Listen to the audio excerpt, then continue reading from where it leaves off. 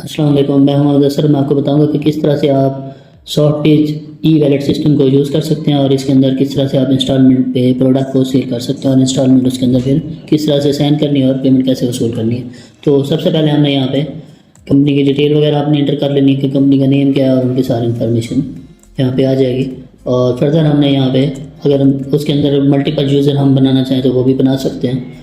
और उसके बाद हमने यहाँ पे सबसे जो ज़रूरी है वो हम यहाँ पे सेटिंग्स हैं कि हमने कौन से ब्रांड की प्रोडक्ट ली हुई है, उनकी कैटेगरी क्या है, सब कैटेगरी और यूनिट क्या है, वो हमने यहाँ पे ऐड करने हैं। वो ऐड करने के बाद फिर हमने प्रोडक्ट को परचेज़ कर लेना है। तो परचेज़ करने के लिए हमने यहाँ पे जिस वेंडर से चीज़ें ली हैं, आप एक ही अकाउंट के अंदर कस्टमर से ये चीज़ें परचेज़ भी कर सकते हैं, सेल भी कर सकते हैं। और ये डबल एंट्री सिस्टम है। अब मैंने ये सिलेक्ट कर लिया। इनमें से अगर मैं यहाँ पे कोई प्रोडक्ट लेना चाह रहा हूँ, जिस प्रोडक्ट को मैं सिलेक्ट करता हूँ, यहाँ पे ऑटोमेटिकली जीएसटी वगैरह अगर वो उन्होंने लगाया हो तो वो भी आ सकता है और डिस्काउंट भी की हुई तो वो भी हो सकती है। अब यहाँ पे मैं बताता हूँ कि मैंने कितने और लेने हैं। तो मैं यहाँ पे बता दूँ कि मैं 10 मोबाइल ख़रीद रहा हूँ, तो इनको ज़ीरो कर सकते हैं हम यहाँ पर। और हम चाहते हैं अगर ये रहें तो तब भी ठीक है। अब सीरियल नंबर यहाँ पे हमने उनके स्कैन करा देने हैं। अगर आप चाहते हैं कि सर्वर से ऑटोमेटिकली हो जाए तो इस तरह से सर्वर उनको सीरियल नंबर दे देता है और इसको हम यहाँ से सेव कर देते हैं। और सेव करने के बाद हम यहाँ पे ऑर्डर को प्रोसेस करेंगे। हमने पेमेंट उनको कितनी दी हुई है, कितनी रहती है, अब जितनी पेमेंट हम उनको कर चुके हैं वो हमने यहाँ पे लिख देनी है। तो ऑटोमेटिकली वो लेस हो जाएगी और बाकी उनके अकाउंट में चली जाएगी। इस तरह से हमने ये परचेज़ कर लिया है कस्टमर से। अब जो हमने उनका बैलेंस देना है उसकी डिटेल भी आ रही है। तो अब हम यहाँ पे इंस्टॉलमेंट में जाएंगे और सेल में करेंगे इंस्टॉलमेंट को। सबसे पहले हमें यहाँ पे कस्टमर का नेम रिक्वायर्ड है। न्यू नेम ऐड कर लेते हैं कस्टमर का ताकि इजीली हो जाए। तो सबसे पहले हम इसके अंदर कस्टमर का नेम लिख लेते हैं। फ़ोन नंबर ऐड कर लेंगे यहाँ पे और इसी तरह से उनका सिटी कौन सा है और सिटी के अंदर सेक्टर कौन सा, एड्रेस वगैरह लिखना चाहें तो वो भी लिख सकते हैं। और उसके बाद हम इसको जो है ना यहाँ से सेव कर देंगे। तो अब ये हमारा एक यूज़र जो है ना अभी हमने ऐड कर चुके हैं। यहाँ पे उनकी डिटेल वगैरह आ गई। अब इनको वैसे भी हम इनसे पेमेंट जैसे वो पेमेंट हमें कर रहे हैं रिसीव भी कर सकते हैं, सेंड भी कर सकते हैं। और इंस्टॉलमेंट के ऊपर भी हम यहाँ पे सेल में जाएंगे। सबसे पहले हम यहाँ से सिलेक्ट कर लेते हैं। तो ये कस्टमर नेम आ गया। अब यहाँ पे प्रोडक्ट आ रहे हैं, मैंने ये सिलेक्ट कर लिया। अब यहाँ पे सीरियल नंबर मैं बता दूंगा कि कौन सा सीरियल नंबर मैं उनको दे रहा हूँ। फॉर एग्जाम्पल ये मैंने सीरियल दिया, मैंने सिलेक्ट कर लिया। और उसके बाद हम यहाँ से बताएंगे कि इन्होंने जो ना अमाउंट हमें किस तरह से दी है, किस मीडियम, यहाँ पे रेफरेंस नंबर, टोटल जो इंस्टॉलमेंट हमें चाहिए वो कितनी चाहिए। और उसके बाद हमें वीकली, मंथली, डेली या ईयरली बेस के ऊपर इंस्टॉलमेंट चाहिए, जिस तरह भी चाहें वो कर सकते हैं यहाँ पे हम। और यहाँ पे हम उनसे कितने % मज़ीद चार्ज करेंगे और डाउन पेमेंट उन्होंने हमें कितनी कर दी है। डाउन पेमेंट लेस होने के बाद वाली रकम जो है उसके ऊपर फिर परसेंटेज लग जाएगी। अब ये 4620 रुपये उसकी ऑटोमेटिकली बन रही है। यहाँ पे हम उसकी डिटेल लिख देंगे डिस्क्रिप्शन में कि क्या चीज़ हम उनको दे रहे हैं।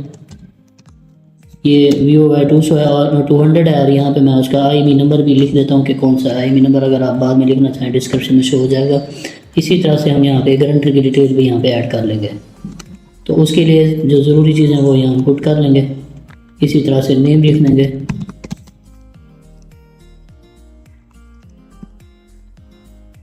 उनका ईमेल लिख लेंगे और फ़ोन नंबर यहाँ पे।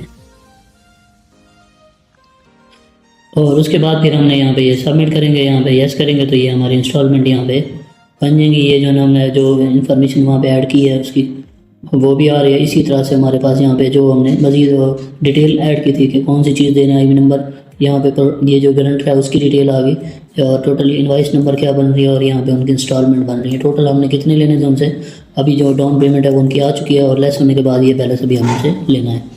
तो अब हम यहाँ पे इसके अंदर एंट्री कैसे रिसीव करेंगे, पेमेंट में जाएंगे हम यहाँ पे और यहाँ से सर्च बाय में जाकर हम यहाँ पे क्लिक करेंगे। सर्च बाय और कस्टमर वाइज भी कर सकते हैं। और यहाँ से हम यहाँ पे वैसे लिस्ट में नेम आ गया उनका सिलेक्ट कर लेंगे।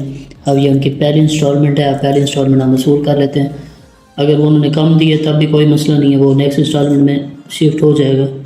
और यहाँ पे उन्होंने कैश दिया, डिस्क्रिप्शन वगैरह कुछ लिख सकते हैं। यहाँ पे उनकी इंस्टॉलमेंट डिटेल आ रही है कि टोटल जो इंस्टॉलमेंट कितनी है, पेड कितनी है, और यहाँ पे उनकी हिस्ट्री आ रही है। अब मैं ये सबमिट कर देता हूँ, यस करूँगा तो ये इंस्टॉलमेंट पे हो जाएगी। यहाँ पे एक जो इंस्टॉलमेंट की पेड में चली जाएगी और यहाँ पे उनका जो बैलेंस है वो कम हो जाएगा।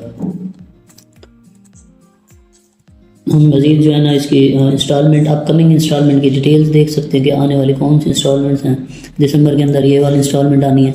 इसके अलावा अगर हम फर्दर नेक्स्ट मंथ की देखना चाहें कि नेक्स्ट मंथ हमें कौन सी इंस्टॉलमेंट मिलनी है, अब मैं यहाँ पे सिलेक्ट कर लेता हूँ तो ये उनकी डिटेल यहाँ पे हमें मिल गई कि ये जो है ना इनकी अभी आनी है और ये पेड हो चुकी हैं। इसी तरह से इससे अगले मंथ की भी हम देखना चाहें वो भी हमारे पास यहाँ पे इंस्टॉलमेंट उनकी शो हो रही हैं। तो यहाँ पे ये इंस्टॉलमेंट की अपकमिंग जो इंस्टॉलमेंट होंगी उनकी लिस्ट हम यहाँ पे देख सकेंगे।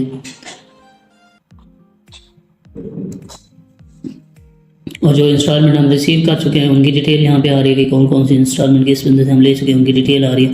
दोबारा से प्रिंट लेना चाहें तो प्रिंट भी ले सकते हैं यहाँ से हम। तो ये तरीका था इस ई वैलेट सिस्टम के अंदर हमने इंस्टॉलमेंट बनाई और उसके बाद हमने देखा कि इंस्टॉलमेंट कैसे उसको रिसीव कर रहे हैं हम यहाँ पे। उसके बाद हमारे पास यहाँ पे ट्रांजैक्शन है और लेजर रिपोर्ट में जाएंगे। अगर हमने किसी भी यूज़र का लेजर देखना है, उनकी पेमेंट कितनी रह रही है, तो यहाँ से हम उनको उनका लेजर को सिलेक्ट कर लेंगे और उनका लेजर डिटेल हमें यहाँ पे मिल गई। टोटल उनका ये बिल बन गया था और ये डाउन पेमेंट की थी उन्होंने हमें, और ये एक इंस्टॉलमेंट जमा हो गया और रिमेनिंग पेमेंट उनकी ये बच रही है।